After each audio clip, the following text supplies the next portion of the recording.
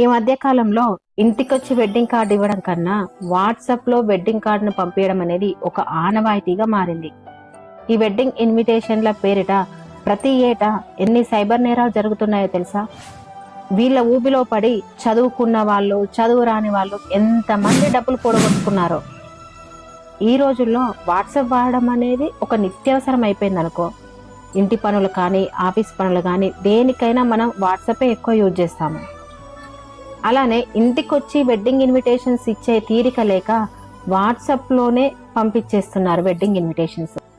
అలా వచ్చిన wedding ఇన్విటేషన్ని open చేస్తే ఒక వ్యక్తికి ఊహించని షాకే తగిలింది. ఆ పెళ్లి పత్రికను క్లిక్ చేయగానే తన అకౌంట్లో ఉన్న లక్షలాది రూపాయలు మాయమయ్యాయి. ఈ సంఘటన ఈ మధ్య కాలంలోనే మహారాష్ట్రలో ఆలస్యంగా వెలుగులోకి వచ్చింది. హింగోలి జిల్లాకి చెందిన ఒక ప్రభుత్వ ఉద్యోగికి వాట్సాప్లో ఒక వెడ్డింగ్ ఇన్విటేషన్ వచ్చింది. ఎవరిదా అని ఓపెన్ చేసి చూశాడు.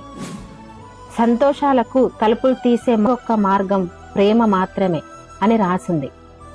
దాని కింద వెడ్డింగ్ ఇన్విటేషన్ ఫైల్ అయి ఉంది. ఆ మెసేజ్ చేసిన వ్యక్తి ఎవరో ఆ ప్రభుత్వ ఉద్యోగికి అసలు తెలియదు. ఎవరు పంపారా అని చెప్పేసి ఆ ఫైల్ పై ఒక్కసారి క్లిక్ చేశాడు. అంతే, ఇక అంతే సంగతులు. అతని కొంప కొల్లేరైంది. తన అకౌంట్లో ఉన్న 20,000 30,000 కాదు, ఏకంగా 1,90,000 రూపాయలు పోయాయి. దీంతో ఆ ప్రభుత్వ ఉద్యోగి గుండెలు బాదుకుంటూ హింగోలిలో ఉండే పోలీస్ స్టేషన్కు వెళ్ళాడు. అక్కడ ఉన్న సైబర్ సెల్ డిపార్ట్మెంట్లో ఫిర్యాదు చేశాడు. ఇక పోలీసులు కూడా దర్యాప్తు చేస్తున్నారనుకోండి. ప్రతి ఏటా పెద్ద ఎత్తునే సైబర్ నేరాలు జరుగుతున్నాయి. వీటికి చదువు వచ్చిన వాళ్ళైనా, చదువు రాని వాళ్ళైనా బలైపోయి డబ్బులు పోడగొట్టుకుంటున్నారు. అందుకే జాగ్రత్తగా ఉండండి. వాట్సాప్లో వచ్చిన ప్రతి మెసేజ్ని నమ్మి ఓపెన్ చేయకండి.